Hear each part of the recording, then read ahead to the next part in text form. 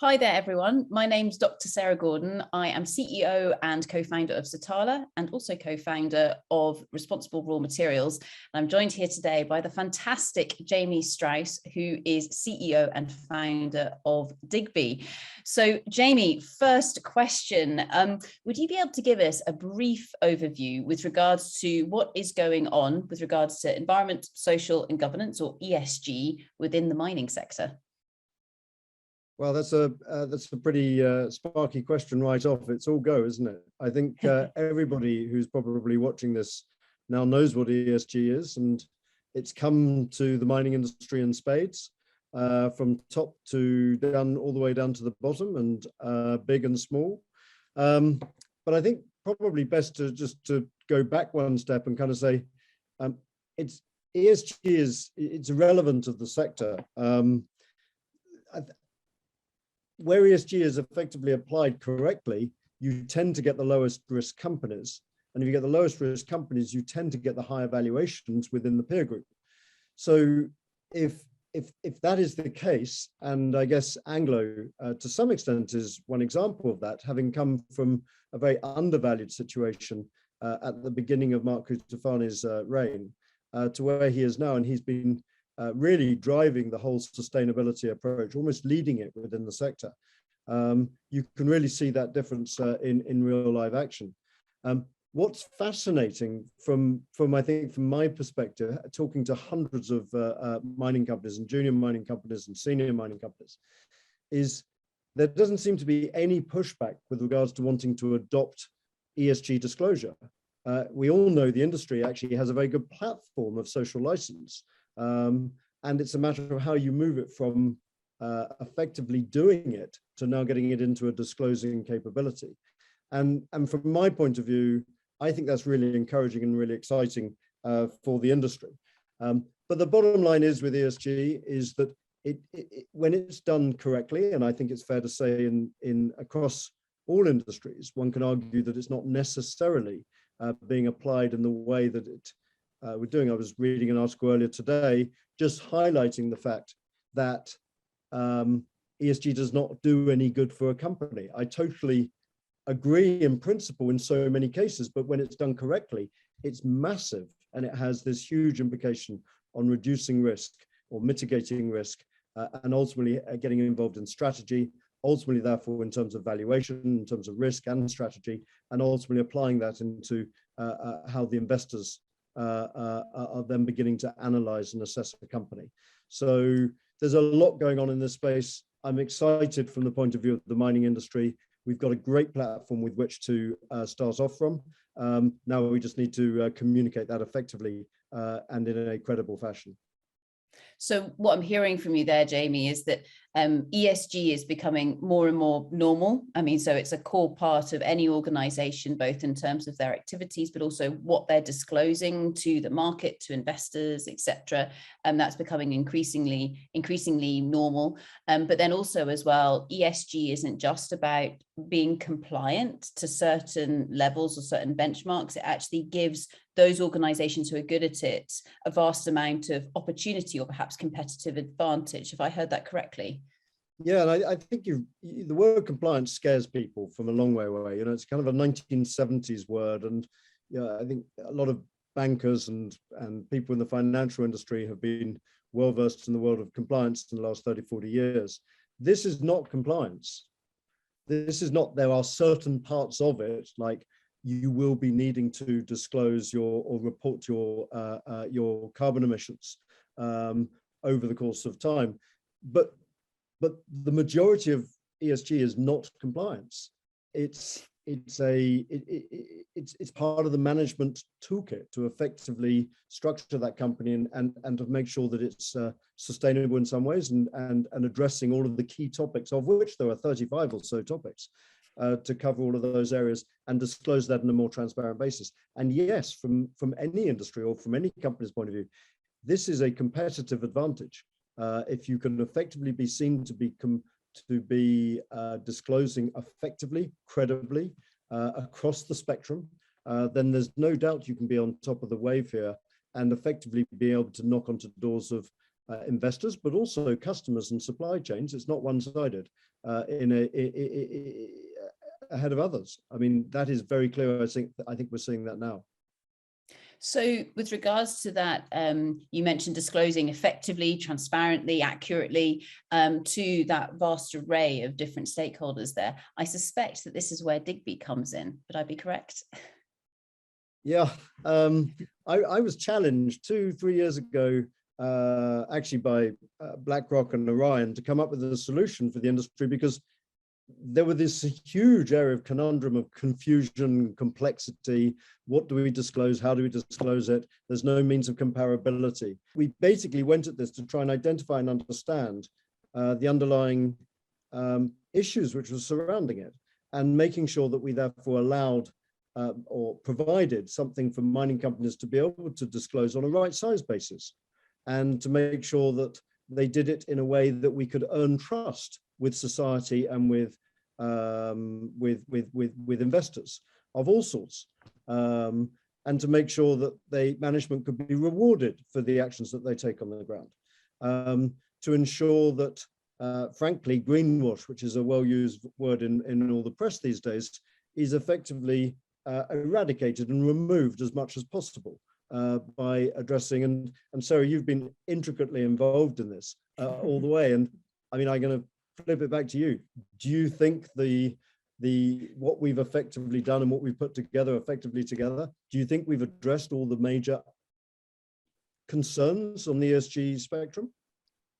Well, I think we're certainly trying to address as many of them as possible. So, yeah, I mean, I think with regards to ensuring that the question set that the mining companies are invited to complete, we've made that right size by saying, okay, if it's an exploration asset or a development asset or a producing asset, there's a slightly different question set for people to fill in, but it's modularized as well. So therefore, you've got the question sets for the different projects or the assets, and then a corporate question set. And of course, that's then allowing us to then build more modules. So for example, if there's an investor or a royalties company and they're wanting to be able to say, well, what does their own ESG performance look like? And then be able to stitch that together with all of the different companies or assets that they may have interests in. What does that look like? So I think for me, that's a really exciting, very simple approach that perhaps is fundamental to the intricacies within the Digbee tool.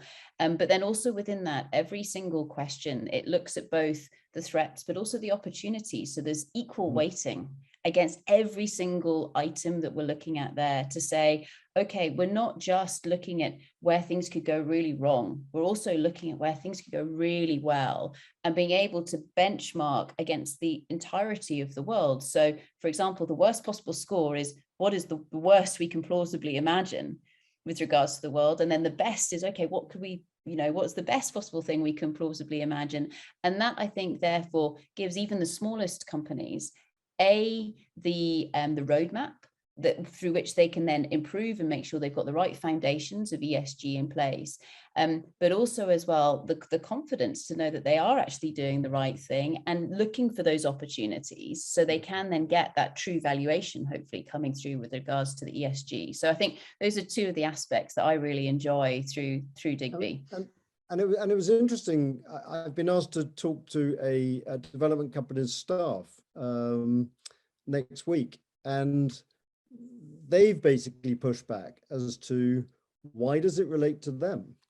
Yeah. And their boss, not the CEO, but their immediate boss, has basically said, it's a really good point. We need to try and understand why it must. We often talk about this to management and to boards of directors. Boards now have an obligation to address this. Management have, frankly, an obligation to execute this. But then it's everybody else in the industry effectively then gets tied up within this. And it needs to be a culture to go the whole way through. And it's not compliance. It's a means of effectively understanding how this effectively can help each and individual person effectively do their work and their beliefs in the underlying company in a way that perhaps had not been done before, whether it's addressing social issues or labor issues or nature and how we're addressing. We're going out to do drilling on a thing. A lot of people think we don't need to worry about it. We're just using a small drill, but it's to address all of that. And I'm really looking forward to having that debate and that Q&A with that company next week. But I think also it's also, how do customers effectively relate to ESG? And it is a big talk on the supply chain. And the supply chain, look at what Apple announced last year with regards to its provenance of underlying raw materials. And it's knocked out 165 different refiners and smelters out of its supply chain. Everybody's going to, or I say everybody, there's now a clear movement where people ultimately want to know the provenance of that material and whether or not it's been sustainably explored, developed, and ultimately produced. And I think that's a really good point there, Jamie, because of course, most responsible procurement initiatives, for example, so as well, bringing in blockchain, etc., they start from, okay, so now we've actually got some cobalt in our hands. Yep. How does it then get turned into that component within the mobile phone or the electric vehicle, etc.? But actually, as we know, ESG and good practice ESG within mining starts all the way at the beginning within exploration. So, I mean, potentially 30 years before you're in even mining that rock out of the ground. And so I think this is something here which I've been very excited by, is working with the very small exploration companies and saying, okay, there's a forest of international standards and guidelines and expectations out there, all of which are changing, all of which will evolve over the next 30 years as well. But actually they all say the same stuff. So what's the kind of almost the essence of all those different guidelines, and how do we talk about it as geologists, as engineers, as, you know, environmental, social experts within the mining sector? So therefore, you've got the top-down international standards and expectations, but then you've got the real questions and the real items that we want to disclose coming up. And I think what we've certainly tried to do with Digbee is say, okay, what does that middle question set look like that actually serves the purpose for the mining company saying, hey, this is what we've got, but then also that vast array of different stakeholders who are all looking for their own perspectives or their own questions to be answered. Would that be correct? Yeah. Yeah, and I mean, you and I were had a conversation with somebody yesterday who has intricately gone through all of these different standards, and she quite openly said they're all roughly going in the same direction, which is actually a positive. I think that's great. But so let's make it simpler for everybody, whether or not you're a small company or a big company, to disclose in a credible fashion and be able to do so, and therefore earn trust and credibility with that, which then has a huge implication for this sector as a whole. Again, whether or not you're a small or a large company, cost of capital, perception, social license, getting permitting, et cetera, et cetera. So I think, and frankly, just access to capital. I mean, access to capital is everybody in this industry is below the producer's point of view. It's everybody's day-to-day grime. And they have to go out every single year and do this. And at the moment, we're knocking on the same pool of capital every single year from the same people. And what we need to do is to be able to open this up and stop doors closing on us, because mining is seen as a negative perceived activity, probably, and very misunderstood. But nevertheless, it is what is the way it's looked at. So if we can stop doors closing, if we can raise our credibility through disclosure, which has been proven to happen before, and if we can then move that to opening doors, because we can encourage new pools of capital to start access to mining as a result of a credible means to track ESG, then frankly, we've got a new horizon in this industry, which is truly exciting.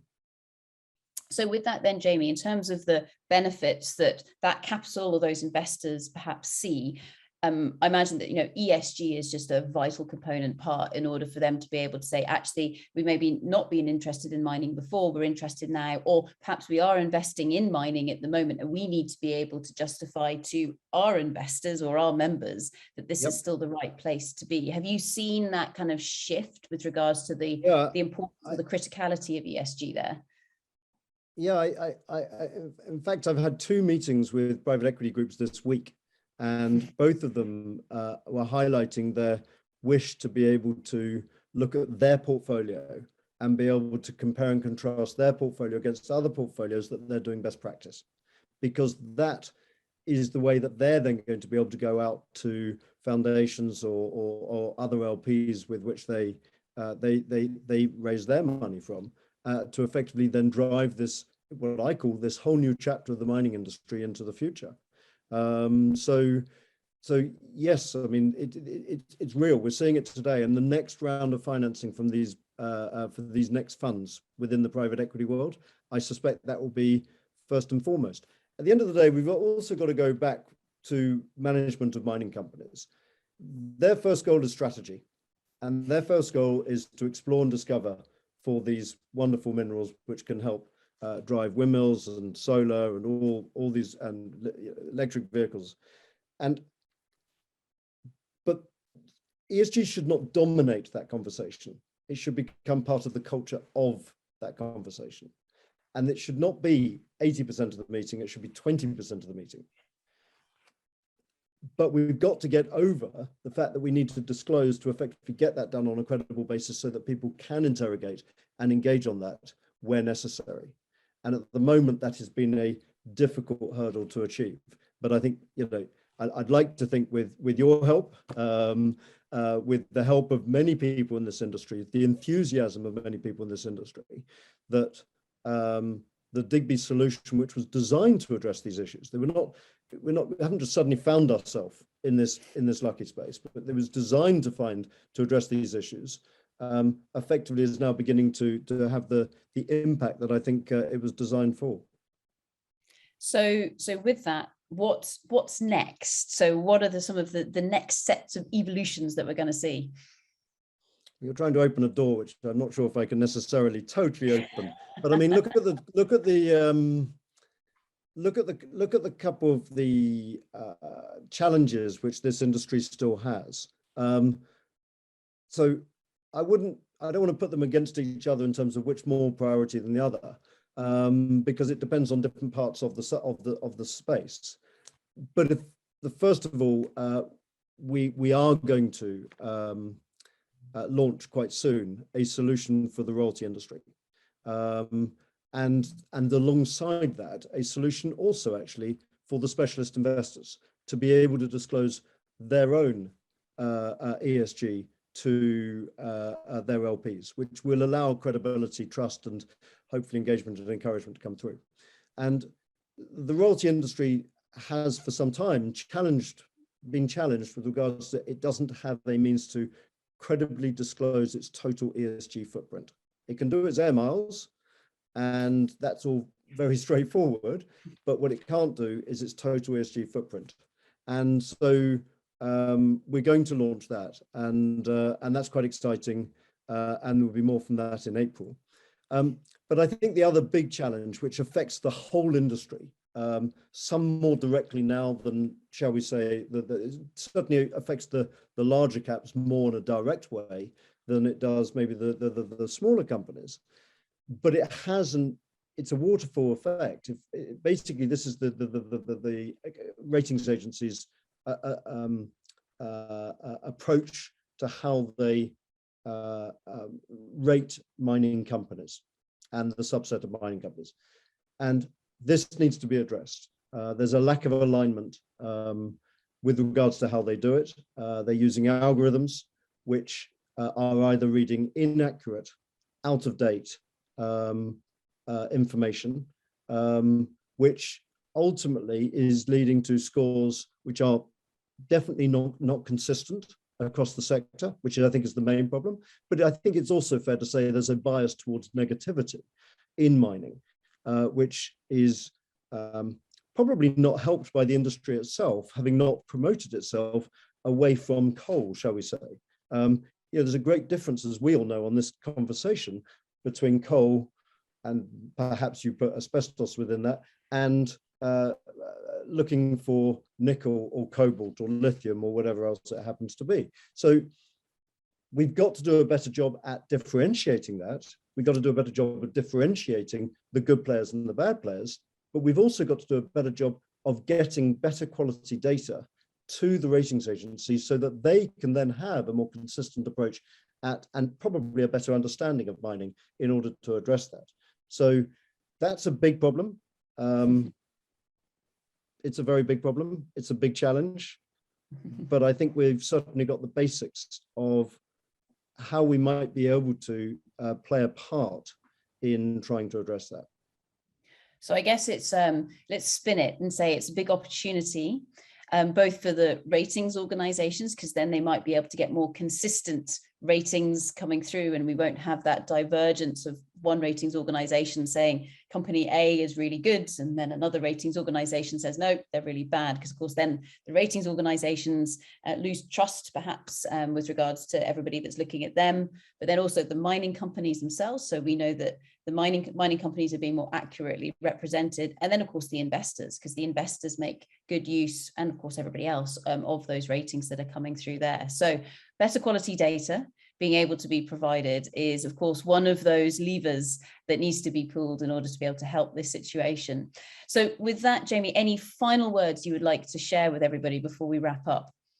No, I think we've covered a really good array of topics on this, and I see this as a huge opportunity for this sector. I think in a generation, certainly in all the time that I've been here, we're going from a position of, shall we call it, a high single-digit multiple in this industry. There's no reason why we should not be able to challenge this industry and encourage new pools of capital to effectively look at this industry and increase the rating very dramatically, and improve perception on the ground, improve action on the ground, in a way that I think will just help the world, frankly, but also help the industry promote itself better. Thank you very much. Fantastic. Brilliant. Thank you very much, Jamie. Brilliant.